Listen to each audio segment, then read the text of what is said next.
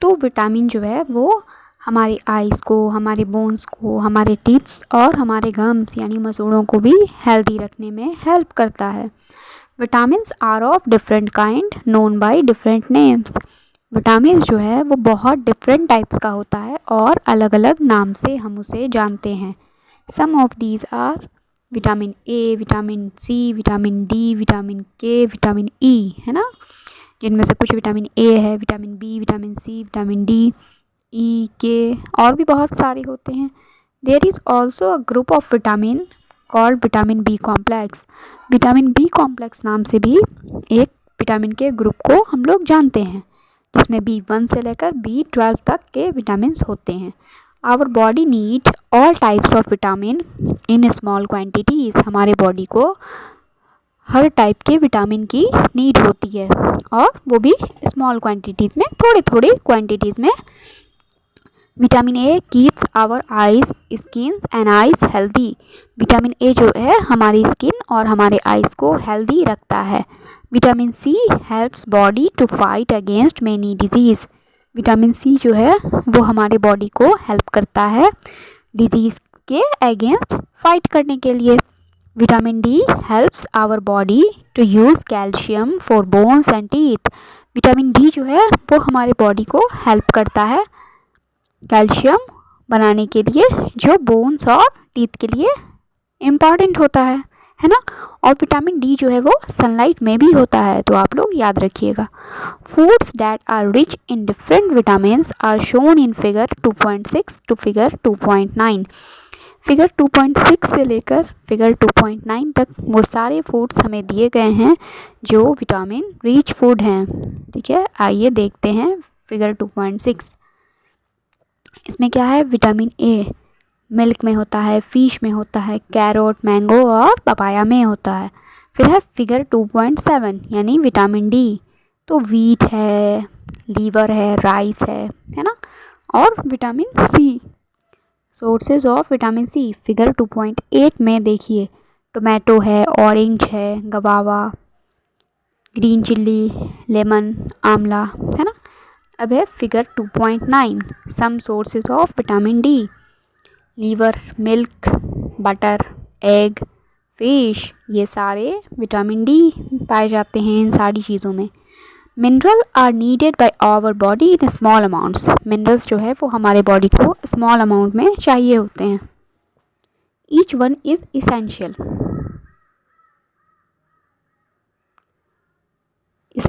For proper growth of our body and to maintain good health. सारे के सारे minerals जो हैं वो हमारे बॉडी को स्मॉल क्वांटिटी में चाहिए होते हैं प्रॉपर ग्रोथ के लिए और गुड हेल्थ को मेंटेन करने के लिए। Some sources of different minerals are shown in figure 2.10। Right side में हमारे फिगर 2.10 है, इसमें मिनरल्स के कुछ सोर्स दिए गए हैं। तो आइए देखते हैं, लेकिन उससे पहले ऊपर दी गई बॉक्स की इंफॉर्मेशन पढ़ते हैं। Our body also prepare vitamin D in the presence of sunlight. यानी कि मैंने आपको बताया विटामिन डी जो है वो सनलाइट में भी अवेलेबल होता है। Nowadays, insufficient exposure to sunlight is causing vitamin D deficiency in many peoples। अभी क्या हो रहा है आजकल के दिनों में कि हमें सनलाइट प्रॉपर नहीं मिल पाती है। यही वजह है कि बहुत लोगों में विटामिन डी की कमी हो जाती है। अब आप सोच रहे होंगे कि विटामिन डी क्यों नहीं मिल पाती है, तो देखिए बच्चों, पहले के समय में क्या होता था ना, लोग गांव में रहते थे, है ना। अब रहते हैं लोग शहरों में, पैक मकान रहता है सबका, है ना, सब फ्लैट्स में रहते हैं, रेजिडेंशियल बिल्डिंग्स, कॉलोनीज़ बनी होती है। ऐसे में सनलाइट तो प्रॉपर नहीं मिल पाता है हमें, तो इसलिए अब डेफिशिएंसी हो गई है। तो आइए पहले फिगर 2.10 देखते हैं। सबसे फर्स्ट है सम सोर्स ऑफ आयोडीन। इसमें आपको जिंजर दिया गया है, फिर फिश है ना, और भी बहुत सारी चीज़ें हैं। सेकंड फिगर में है सम सोर्स ऑफ फास्फोरस। इसमें आपको मिल्क है, बनाना है और मिर्ची भी है ना। फिर थर्ड फिगर में है सम सोर्स ऑफ आयरन। इसमें एप्पल है, लीवर है और वो पियर है, नाशपाती, और साग है, स्पाइनच। फिर है लास्ट फिगर में सम सोर्स ऑफ कैल्शियम। इसमें आपको एग है, मिल्क है ना। तो फिगर 2.10 कंप्लीट होता है। वापस आते हैं अपने टॉपिक पर। Most food items usually have more than one nutrients. बहुत सारे फूड आइटम होते हैं जिनमें एक से ज़्यादा न्यूट्रिएंट पाया जाता है। You may have notice this. आपने नोटिस भी किया होगा। कब नोटिस किया? तो टेबल 2.2 बनाने के दौरान आपने नोटिस किया होगा, क्योंकि कुछ फूड आइटम्स थे जिनमें एक से ज़्यादा न्यूट्रिएंट भी पाए जाते हैं। However, in a given raw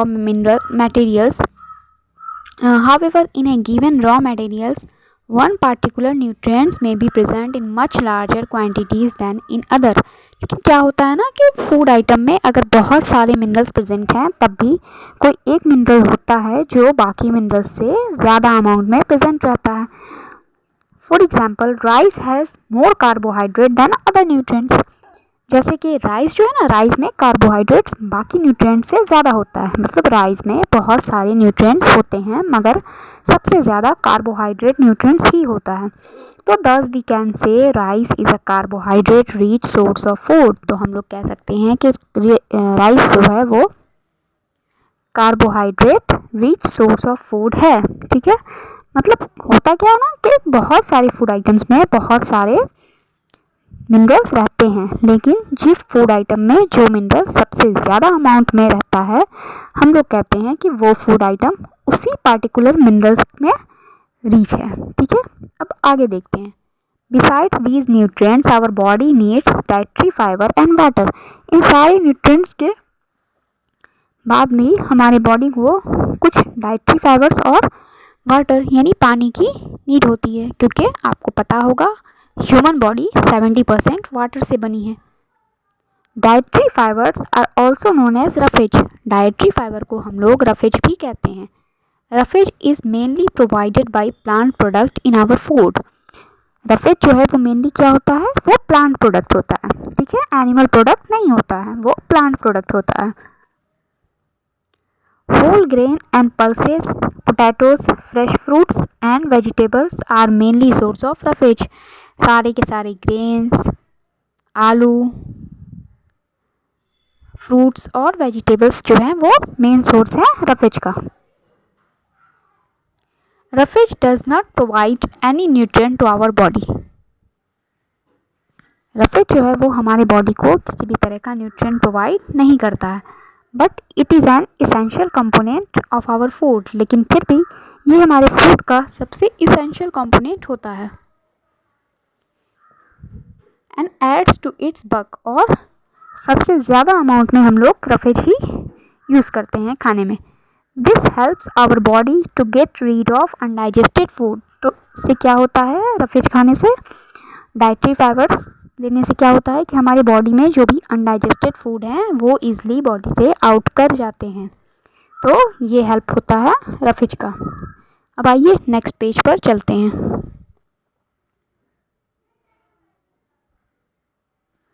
ये तो डाइटरी फाइबर का यूज़ हमने पढ़ा कि रफेज इम्पॉर्टेंट क्यों होता है। अब देखते हैं वाटर का। Water helps our body to absorb nutrient from food. Water हमारे बॉडी में हेल्प करता है फूड से न्यूट्रिएंट को एब्जॉर्ब करने में। यानी हम लोग जो खाना खाते हैं, जो फूड हम लोग खाते हैं, उससे न्यूट्रिएंट एब्जॉर्ब हमारा बॉडी तभी कर सकता है जब वाटर प्रेजेंट रहेगा। It also helps in throwing out some waste from our body as urine and sweat. हमारी बॉडी से जो भी वेस्ट मटेरियल है वो यूरिन और स्वेट के थ्रू बाहर आता है, और ये भी वाटर हम लोग इनटेक करते हैं, उसी वजह से ये पॉसिबल हो पाता है। Normally we get most of the water that our body needs from the liquid we drink such as water, milk और टी। हमारी बॉडी को जितने भी वाटर की नीड होती है उससे ज़्यादा वाटर हम लोग लेते हैं, पीते हैं। ठीक है, जैसे हम लोग या तो पानी पीते हैं या मिल्क, टी, है ना, हम लोग नींबू पानी पीते हैं, तो सब में वाटर होता है। In addition we add water to most cooked food. और इन सब के बाद हम लोग खाना पकाने में, फूड की कुकिंग करने में भी बहुत सारा पानी यूज़ करते हैं। लेट्स सी, आइए देखते हैं, if there is any other source which provides water to our body. क्या इन सब के बाद भी कोई सोर्स है जो हमारे बॉडी को वाटर प्रोवाइड करता है? तो इसके लिए हम लोग एक एक्टिविटी परफॉर्म करेंगे। एक्टिविटी 3, टेक ए टोमेटो और a fruit like lemon. Tomato लीजिए या कोई भी फ्रूट जैसे लेमन, तो cut it into small pieces. Do your hands get wet during while doing so. तो क्या करना है, इसको कट कर लेना है स्मॉल पीसेस में। अब स्मॉल पीसेस में कट करते समय क्या आपके हाथ भीगे, गीले हुए? Carefully observe whenever vegetable and fruits are being cut, peeled, grated और मैश्ड एट योर होम। ध्यान दीजिए, ध्यान से देखिए, जब भी कोई फ्रूट या वेजिटेबल हमारे घर में या तो काटा जाता है या पील मतलब उसके छिलके निकाले जाते हैं या मैश्ड किया जाता है, ठीक है, तो क्या आपने नोटिस किया है कि कुछ पानी उसमें पहले से ही प्रेजेंट रहता है उस फ्रूट या फ्रेश वेजिटेबल के अंदर। We see that many food materials themselves contain water. तो हमने देखा है कि बहुत सारे फूड मटेरियल जो हैं वो पहले से ही वाटर कंटेन करते हैं। To some extent our body needs are met by these water. Apart from this, we also add water while cooking many food items. तो कुछ हद तक क्या होता है कि हम लोग ये जो फ्रूट और फ्रेश वेजिटेबल खाते हैं तो हमारे बॉडी में जो वाटर की नीड है ये इससे भी पूरी हो जाती है। और इन सब के बाद हम लोग जो खाना कुक करते हैं, फूड कुकिंग, उसमें तो पानी ऐड करते हैं और साथ साथ हम लोग पानी पीते भी हैं। अब आते हैं टॉपिक 2.3 पर, balance diet. The food we normally eat in a day is our diet. Normally हम लोग जो खाना खाते हैं डेली वो हमारा डाइट होता है। For growth and maintenance of good health our diet should have all the nutrients that our body needs. Proper growth और प्रॉपर बॉडी के मेंटेनेंस के लिए, हमारी हेल्थ परफेक्ट रहे उसके लिए हमारी डाइट में सारे न्यूट्रिएंट्स होने चाहिए जितने हमारे बॉडी को चाहिए, इन राइट क्वांटिटीज़, वो भी राइट क्वांटिटीज़, यानी जितने हमारे बॉडी को चाहिए उतने होने चाहिए। Not too much of one and not too little to the other. कोई भी न्यूट्रिएंट ज़्यादा अमाउंट में या कोई भी न्यूट्रिएंट बहुत ही कम अमाउंट में नहीं होना चाहिए। The diet should also contain a good amount of roughage and water. Diet में perfect amount of, right amount जो है, राइट क्वांटिटीज़ वाटर और रफेज का भी होना चाहिए। Such a diet is called a balance diet. उसी डाइट को हम लोग बैलेंस डाइट कहते हैं। क्या समझे स्टूडेंट्स? मतलब वो डाइट जिसमें प्रॉपर सारे न्यूट्रिएंट्स, रफेज, वाटर सब कुछ राइट क्वांटिटीज़ में हो, उसको हम लोग बैलेंस डाइट कहते हैं। Do you think that people of all ages need the same type of diet? आपको क्या लगता है कि सारे एज के लोगों को सेम टाइप का डाइट चाहिए होगा? Do you also think that what we need for a balanced diet would depend on the amount of physical work that we do? आप लोग क्या सोचते हैं कि हमें जो बैलेंस डाइट चाहिए होता है, क्या वो इस बात पर भी डिपेंड करता है कि हम लोग किस तरह का फिज़िकल वर्क अपनी डेली लाइफ में करते हैं? तो हाँ, ये डिपेंड करता है। जैसे छोटे बच्चों की डाइट अलग होती है ना? आप लोग जिस एज में हैं आपकी डाइट अलग होगी। 45 के बाद, 30 के बाद डाइट अलग होगी और 80 के एबव लोगों की डाइट अलग होती है ना?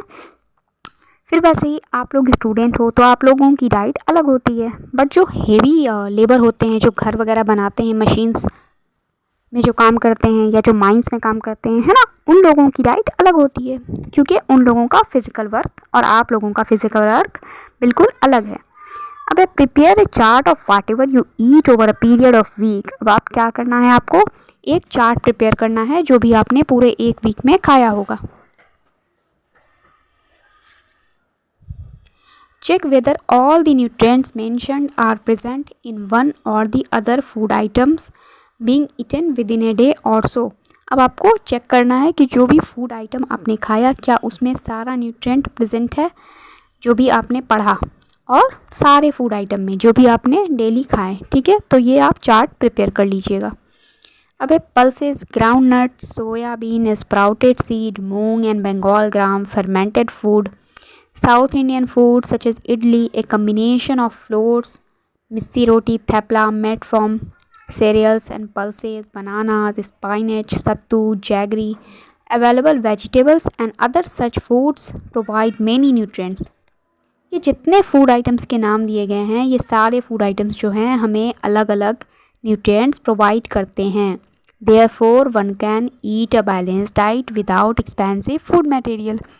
तो ये सारी चीज़ें जो है ये नॉर्मल है, आम है, ठीक है, नॉर्मल प्राइस पर ये सारी चीज़ें मिल जाती हैं। तो हर कोई प्रत्येक इंसान जो है वो बैलेंस डाइट ले सकता है बिना एक्सपेंसिव फूड मटेरियल के, ठीक है। Eating the right kind of food is not enough. सिर्फ राइट भोजन खाना ही इनफ नहीं है। It should also be cooked properly. उसे प्रॉपर तरीके से पकाया भी जाना चाहिए। उसकी कुकिंग जो है वो प्रॉपरली होनी चाहिए, so that its nutrient are not loss, ताकि उसका न्यूट्रिएंट जो है वो लॉस ना हो। Are you aware that some nutrient get lost in the process of cooking and preparation. क्या आप जानते हैं कि कुछ न्यूट्रिएंट जो है वो लॉस हो जाता है पकाने और कुकिंग के प्रिपरेशन के दौरान। तो कैसे, आइए देखते हैं। If the vegetable and fruits are washed after cutting और पीलिंग देम। अगर फ्रूट और वेजिटेबल को हम लोग छीलने और काटने के बाद धोएंगे तो क्या होगा?